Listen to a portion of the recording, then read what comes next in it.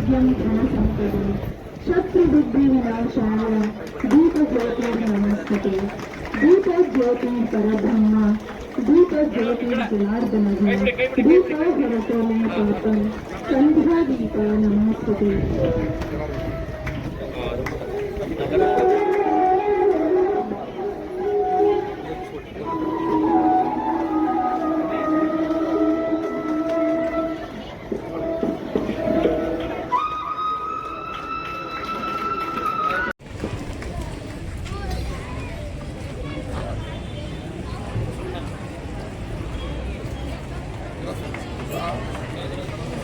ಜೋರಾದ ತಪಾಳೆಯೊಂದಿಗೆ ಅವರ ತಂದೆ ಆ ಮಗುವನ್ನ ಕರ್ಕೊಂಡು ಅಲ್ಲಿ ಆ ಒಂದು ಆ ಬಂಗೈ ಹತ್ರ ಒಬ್ಬ ದ್ವಾರಪಾಲ ಕಡೆಗೆ ನಾನು ಬಂಗೈಯನ್ನ ನೋಡ್ಬೇಕು, ಪ್ರಧಾನಿ ನೋಡ್ಬೇಕು ಅಂತ ಹೇಳಿ ಬಹಳಷ್ಟು ಆಸೆ ಅವ್ರ ತಂದೆಯನ್ನ ಗಮನಿಸ್ತಾರೆ. ಒಂದು 7ನೇ ದಿನಕ್ಕೆ ಹೊರಗಡೆ ಬರ್ಬೇಕಾದಂತ ಸಂದರ್ಭ 2023-24-25ನೇ ಶೈಕ್ಷಣಿಕ ಸಾಲಿನಲ್ಲಿ ನಗರದ ಕ್ಲಸ್ಟರ್ ಮಟ್ಟದ ಪ್ರತಿಭಾ ಕಾರಂಜಿ ಕಾರ್ಯಕ್ರಮವನ್ನು ಬಹಳ ಅರ್ಥಪೂರ್ಣವಾಗಿ ಹಬ್ಬದ ವಾತಾವರಣದಲ್ಲಿ ಈ ದಿನ ಕೆಪಿಎಸ್ ಪಬ್ಲಿಕ್ ಶಾಲೆಯಲ್ಲಿ ಆಚರಣೆ ಮಾಡ್ತಾ ಇರುವುದು ಬಹಳ ಸಂತೋಷ ಪಡುವಂತಹ ವಿಷಯ.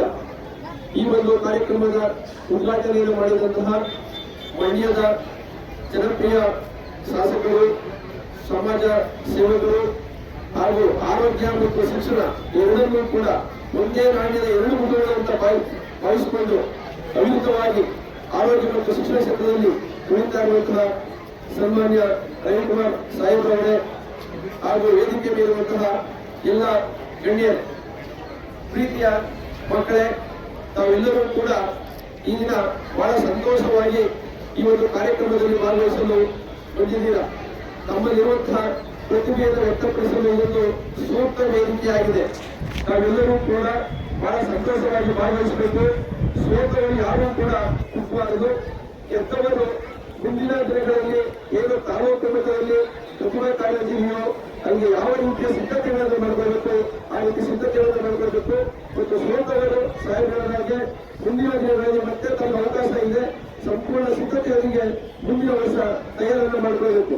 ಏಕೆಂದ್ರೆ ಒಂದು ಮಗು ಸರ್ವತೋಮುಖವಾಗಿ ಅಭಿವೃದ್ಧಿಯನ್ನು ಹೊಂದಬೇಕಾದ್ರೆ ಶಿಕ್ಷಣದ ಜೊತೆಗೆ ಪಠ್ಯೇತರ ಚಟುವಟಿಕೆಗಳಾದಂತಹ ಈ ಒಂದು ಪ್ರತಿಭಾ ಕಾರಂಜಿ ಬಹಳ ಅತ್ಯವಶ್ಯಕವಾಗಿದೆ. ಈ ಒಂದು ಹಿನ್ನೆಲೆಯಲ್ಲಿ ನಮ್ಮ ಸರ್ಕಾರ ಮತ್ತು ನಮ್ಮ ಇಲಾಖೆ ಇವತ್ತು ಬಹಳ ಲಕ್ಷ ಹಣವನ್ನ ಈ ಒಂದು ಕಾರ್ಯಕ್ರಮಕ್ಕೆ ಖರ್ಚು ಮಾಡ್ತಾ ಇದೆ. ಇದರ ಸದುಪಯೋಗವನ್ನ ನಾವು ಪಡಿಸಿಕೊಳ್ಳಬೇಕು. ಏಕೆಂದ್ರೆ ಒಂದು ಮಗು ಸರ್ವತೋಮುಖ ಅಭಿವೃದ್ಧಿಯನ್ನು ಹೊಂದಬೇಕಾದ್ರೆ ಕ್ರೀಡೆ, ಪ್ರತಿಭಾ ಕಾರಂಜಿ, ಪಠ್ಯೇತರ ಜೊತೆಗೆ ಪೌಷ್ಟಿಕ ಆಹಾರ ಇವೆಲ್ಲದಕ್ಕೂ ಕೂಡ ಇವತ್ತು ಸರ್ಕಾರ ಕೋಟಿಗಟ್ಟಲೆ ಹಣವನ್ನ ಖರ್ಚು ಮಾಡ್ತಾ ಇದೆ. ಇದರ ಸದುಪಯೋಗವನ್ನು ಉಳಿಸಿಕೊಂಡು ತಾವೆಲ್ಲರೂ ಕೂಡ ಉತ್ತಮವಾದಂತಹ ಉನ್ನತ ಮಟ್ಟಕ್ಕೆ ಬರಬೇಕು ಅಂತ ಹೇಳ್ತಾ ಈ ಒಂದು ಸಮಯದಲ್ಲಿ ಇಷ್ಟು ಮಾತಾಡೋದು ಅವಕಾಶ ಮಾಡಿಕೊಳ್ಳೋದಕ್ಕೆ ನಾವೆಲ್ಲರಿಗೂ ವಂದಿಸಿದ ಮಾತನ್ನು